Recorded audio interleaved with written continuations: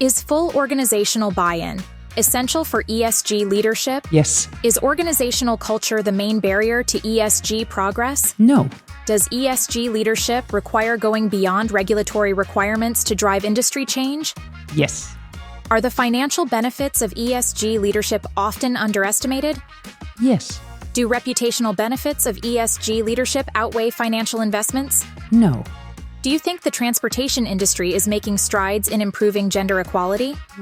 Not enough. Hi, welcome to Fleet Talk, a podcast series by Tip Group.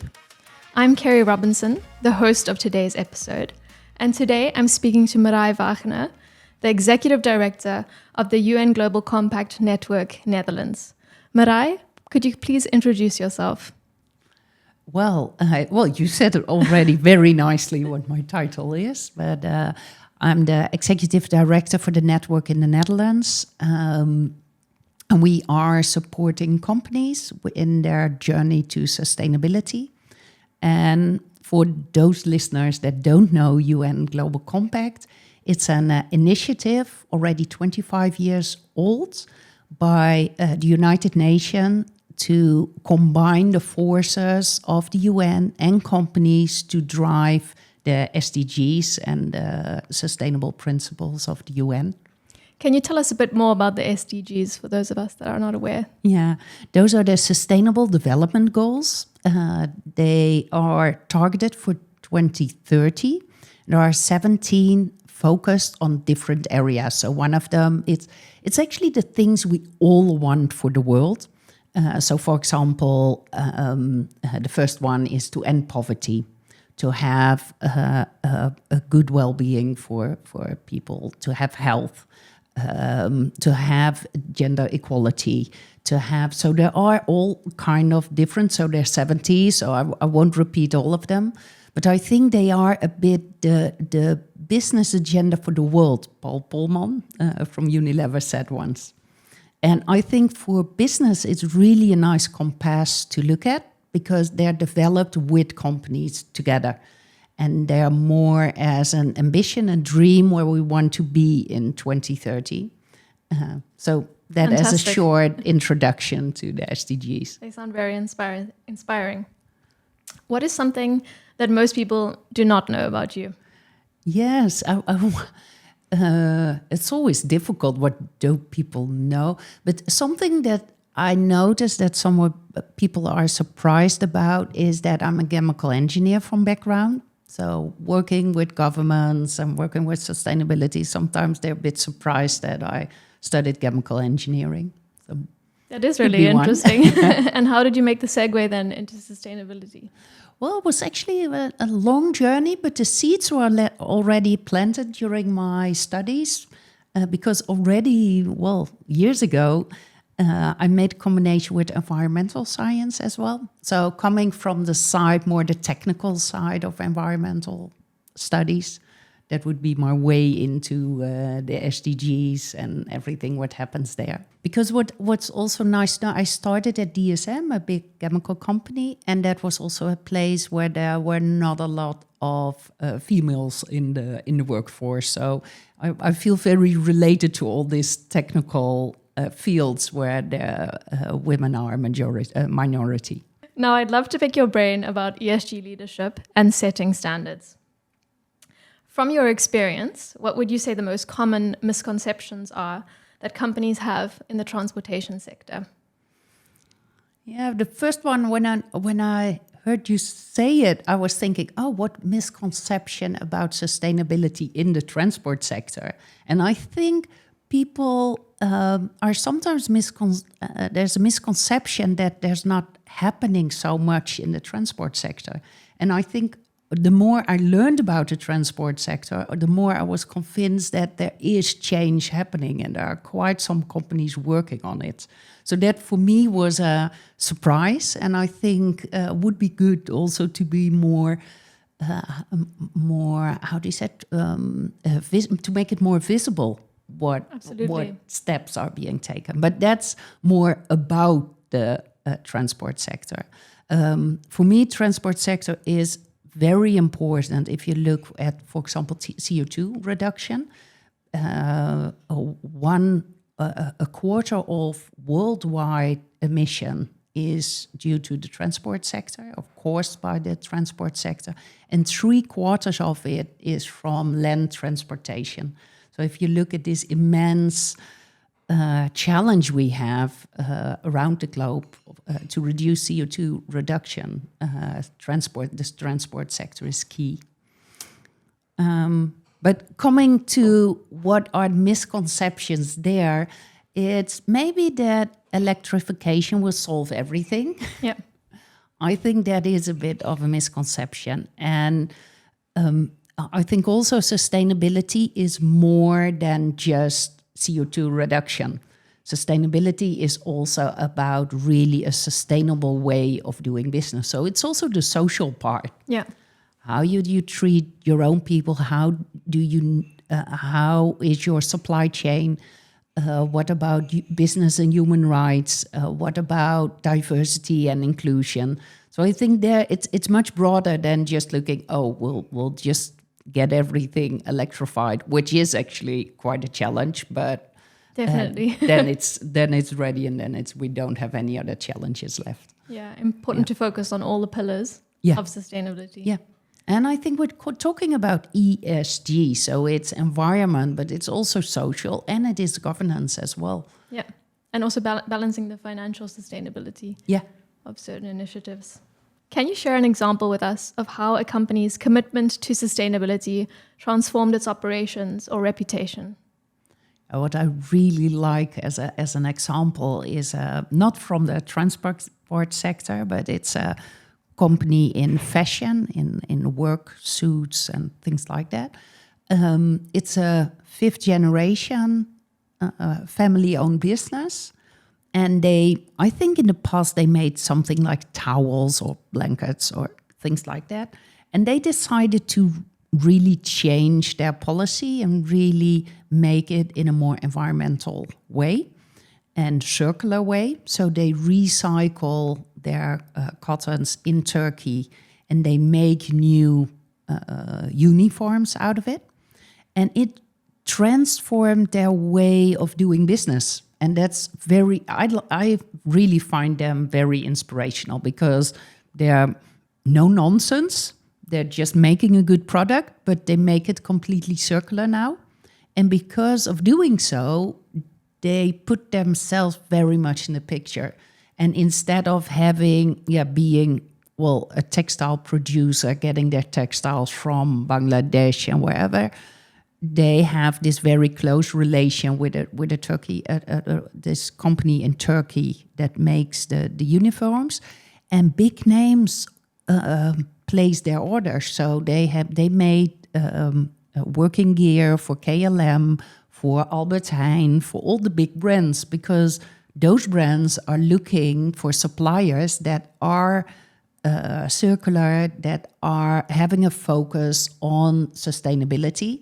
And I think it really changed their, it's not only their reputation, but their identity. They really made themselves future-proof. And I think that's important as well, really improve their financial records as well, because they are in a much better position than before now. Yeah, they positioned themselves as the preferred partner. Yeah. And it's also financial beneficial to do that. And do you know by any chance how long it took for them to transform their business model? Well, it took quite a while, but it's one generation, and I think it's about 10 years, but they keep on improving. And what I liked, and I think that is an example for others as well, you don't have to make radical choices. I think also they started being confronted with the situation in Bangladesh, starting to think like we want to do it in a different way.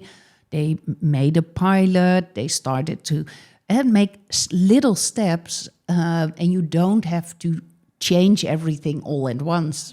And I'm very impressed how they still are very keen to improve and to make steps.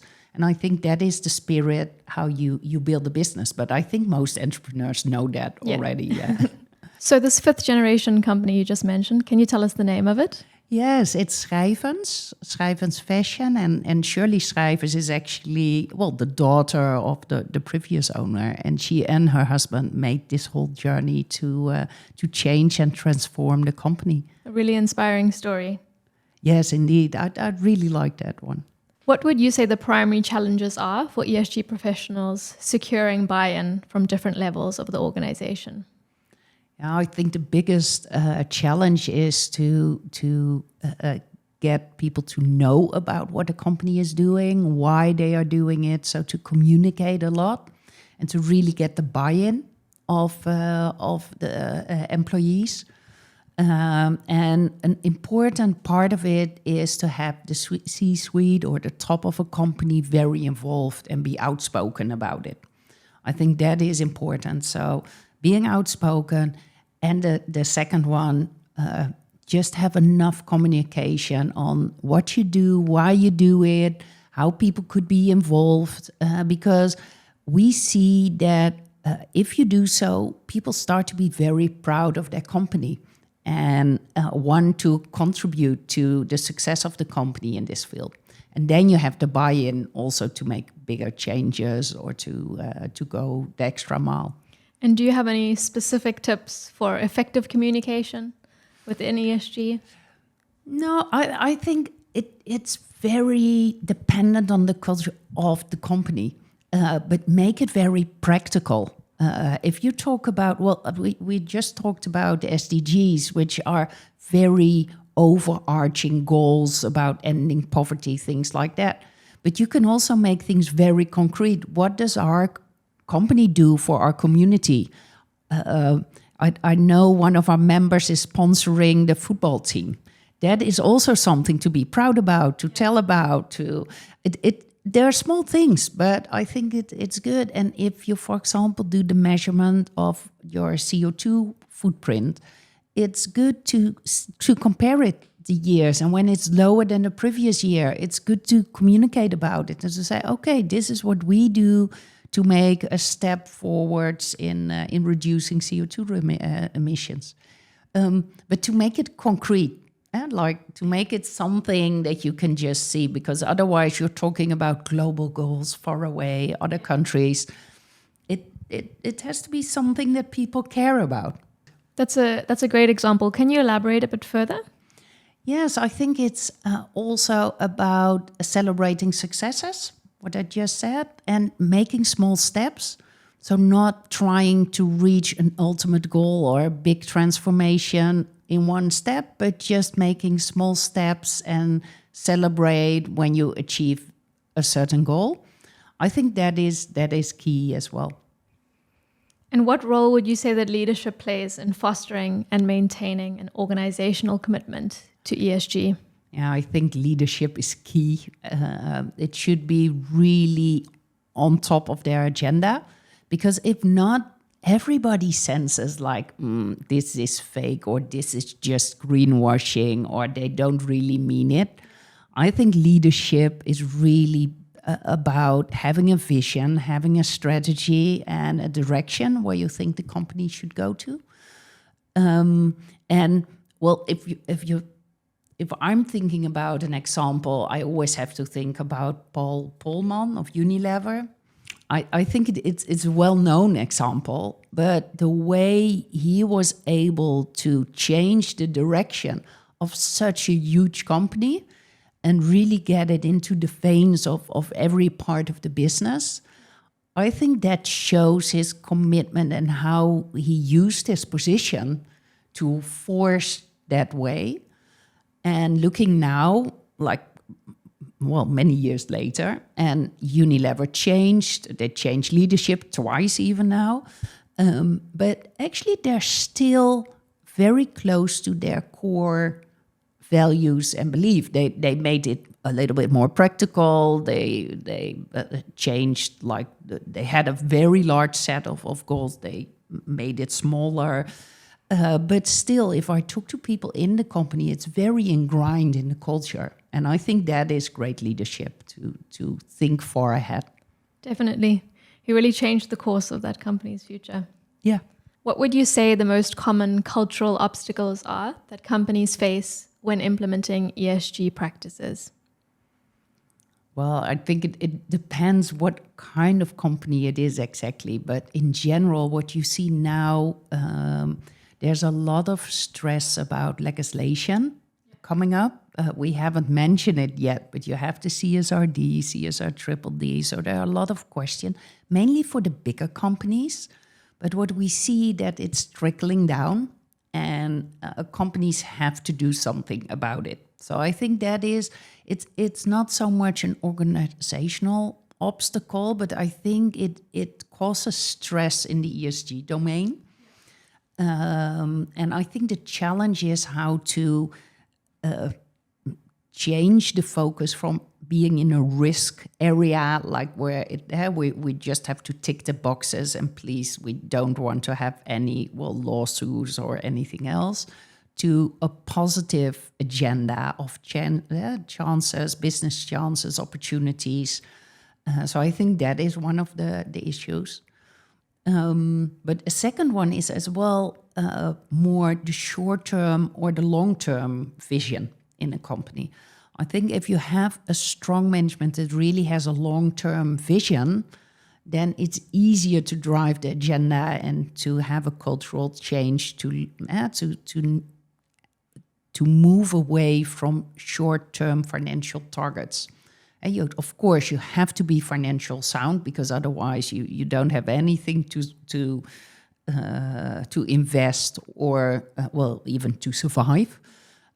So that's a no-brainer. But to move a little bit ahead, to think about, okay, but if we look for the long term, what is our strategy? Where do we want to move? And as some people say, culture eats strategy for breakfast. Yeah. I really like that expression, because if you have a culture that's very short term, have a focus on short term, you can have very nice strategy, but it never won't happen. work. Yeah. And I think that the last one there are so many internal priorities.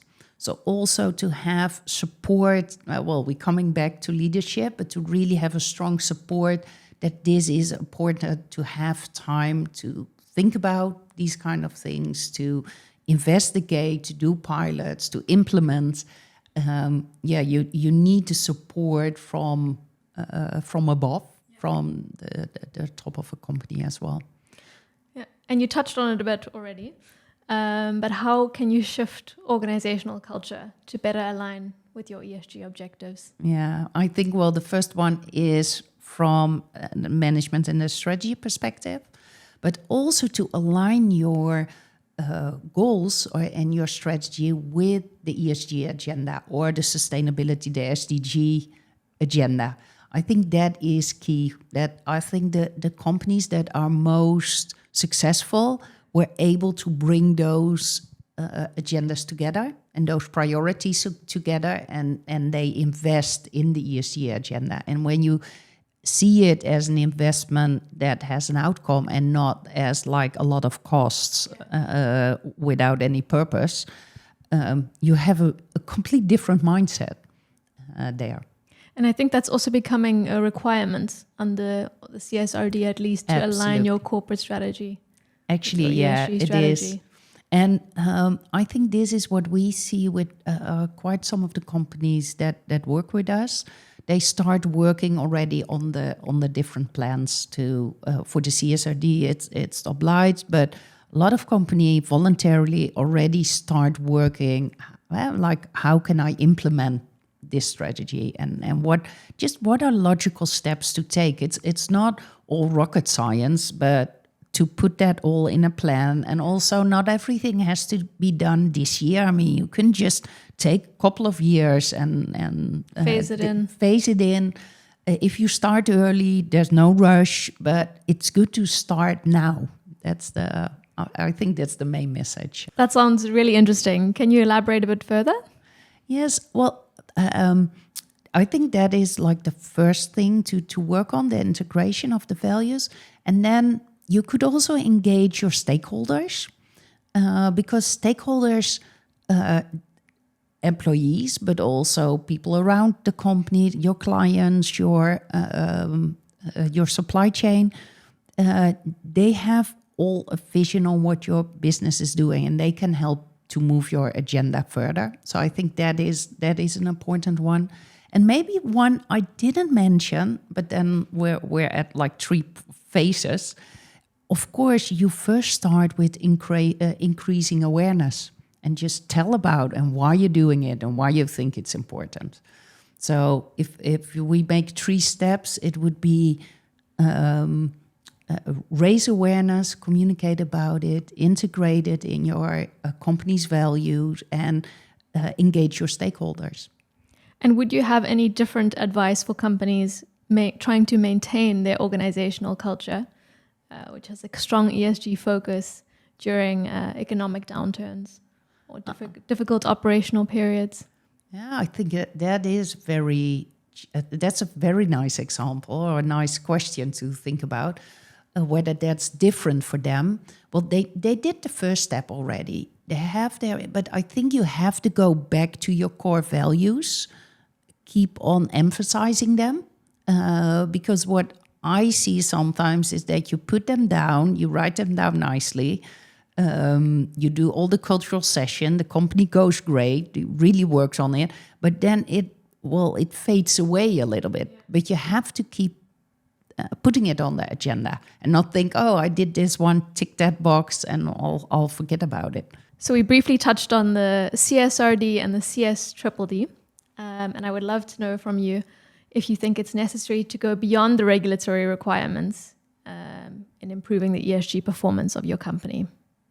And yes, I think if you really want to show leadership, you go beyond. Already by the simple fact that CSRD is just reporting what you do. So actually it's not saying about what level you're at. You're just being transparent. And I think raising that bar, I think it's a very important first step, because then you know what level you are. But about raising the bar, that's the next step to take. And the CSRD as well is about planning, okay, where do I want to go?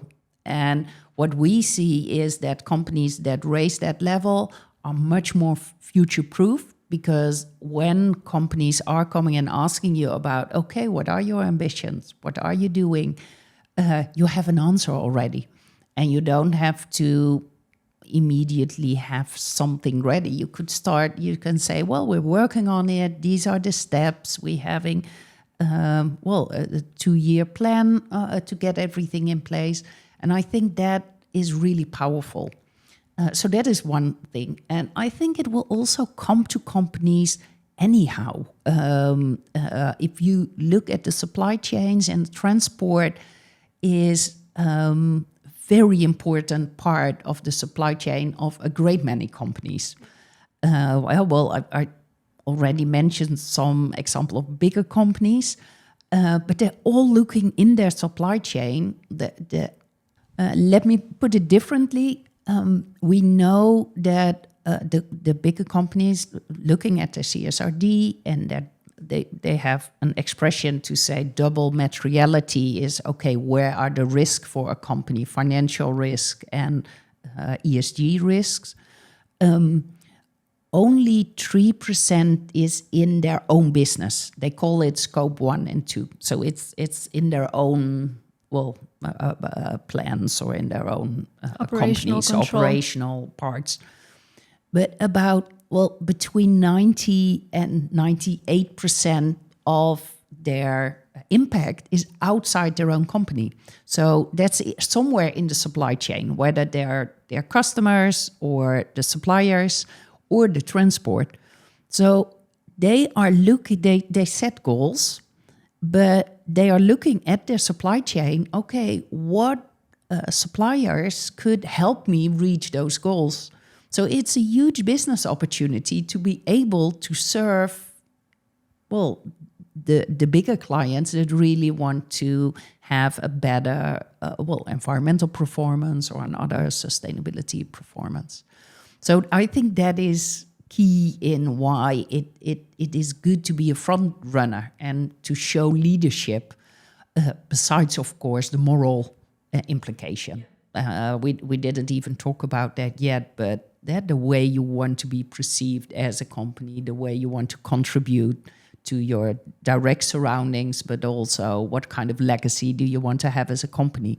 But I think it's already about business opportunities and financial position. So you would say, for now, being a forerunner in sustainability requires going beyond the requirement, but in the future years, this could change because all the companies would move towards exceeding. I hope so, but I don't think yet. I think now being a front runner, it's really good to be a front runner at this stage, and it gives you a lot of possibilities. But it's, I think, the same as innovation. Being an engineer, I know a lot about like innovation circles, and there those companies that are front runners in innovation. They stay front runners because they are starting the next innovation when the rest is following behind, and that makes them top of bill and having a very good position. Could you give me an example of how that works? I know, for example, that IKEA wants to electrify their transport chain. So because they have very ambitious goals, they are looking in their supply chain for those who can offer electric transport for them. And the same for Ahold, for example. I know they are very ambitious there. But also companies like Batenburg, they are doing kind of run-throughs what it would imply if you electrify your whole fleet or your whole transport chain.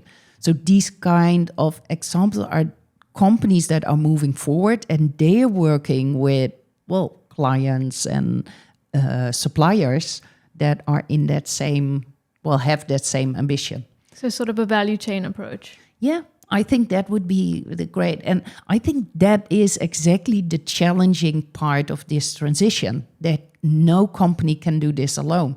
I mean, you can be very ambitious, but you really have to do it with your suppliers and with your clients, because otherwise you're just one chain of one part of a much longer chain. And going back to the regulatory requirements, how would you say the companies that go beyond regulatory requirements influence and lead industry-wide change? Yes. I want to promote a little bit here as well, because in last year we did a research on SDGs, and they were not moving fast enough.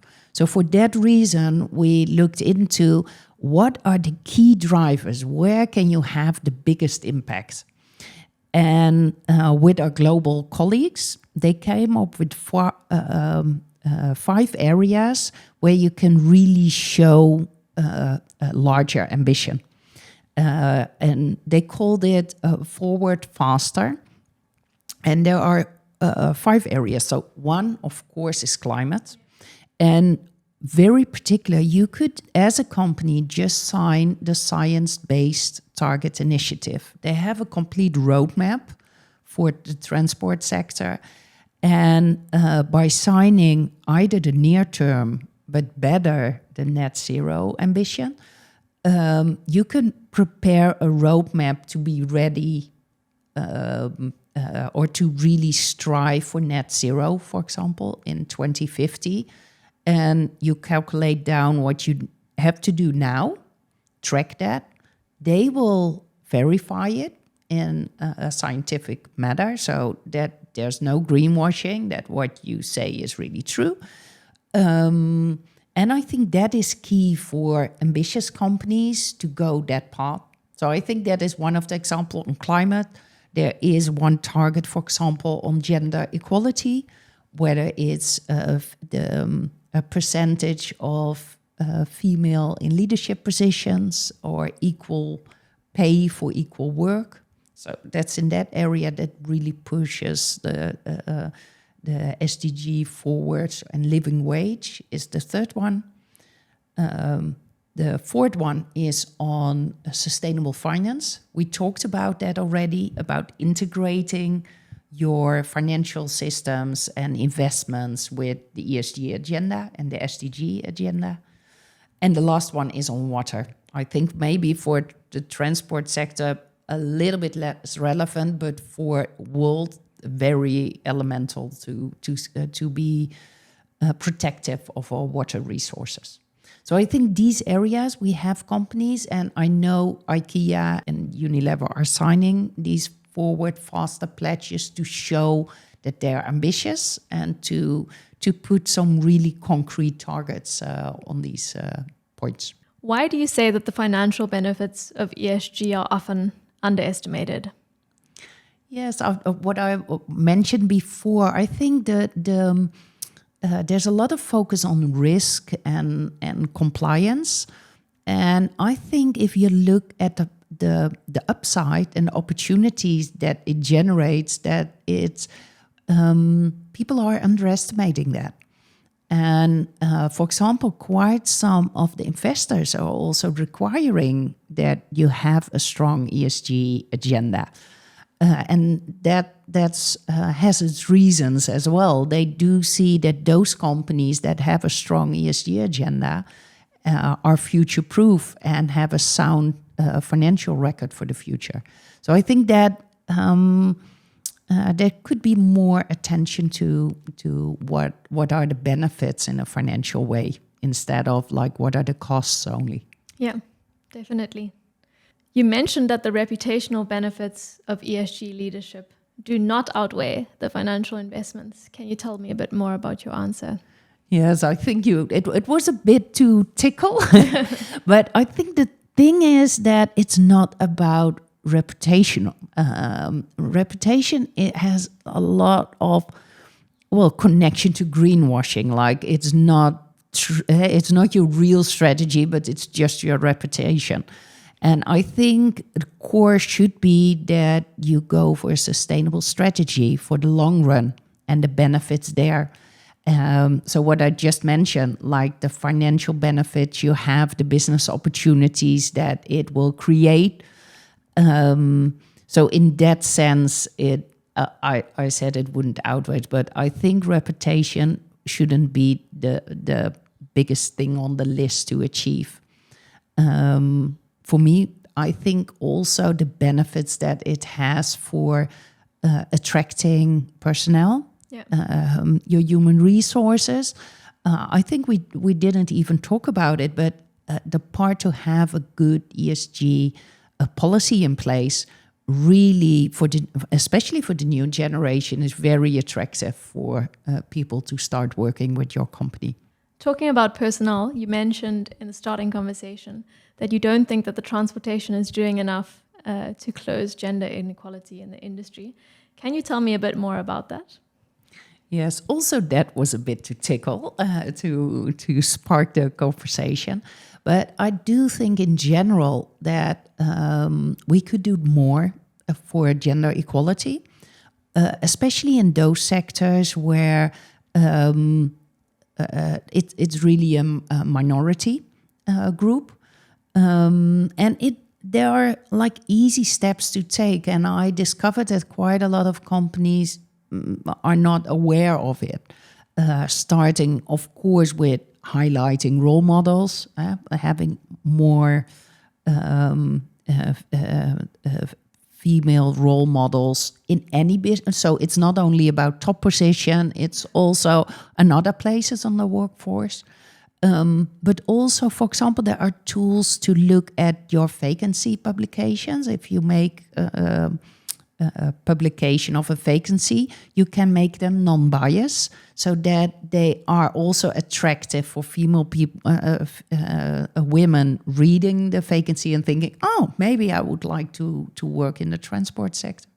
So I think that is also an area where we what we could do more. But I think most of it is also just being inclusive in the workforce. So really creating a safe environment where also when there's only one or two women in a bigger group, that they really feel included and appreciated. Nice example there is, I come from the chemical industry, and I know one of the members was Akzo Nobel, and they, for example, did a questionnaire with all their plants, like, okay, is there a women toilet at all places? So women have a separate toilet, although in some plants there were only one or two female employees. And then they all ticked the boxes. But when the people from the ESG team came to visit the plants and said, oh, can I see the toilet? And it turned out that the toilet, yes, there was a female toilet, but it was in the complete opposite side of the plant. Like if a woman needed to go to the toilet, it took about half an hour to get to the place and to get back again, just walking through the whole plant. Those are examples that are, if you think about it and just pay attention to it, it makes it much more inclusive to work and and it will improve the situation, I think, of the joy of women working with your company, and it also makes it easier to attract new women. And I think finding right and capable personnel is really the challenge for most of the employers these days. And a final question: if you had a magic wand, what would you change? I would solve the climate problem. I would really like to get rid of this amount of CO2. That's a great goal to have. Well, thank you for your time and for joining us today. Well, thanks. It was really nice to be here. Thank you for listening to Fleet Talk and joining this episode.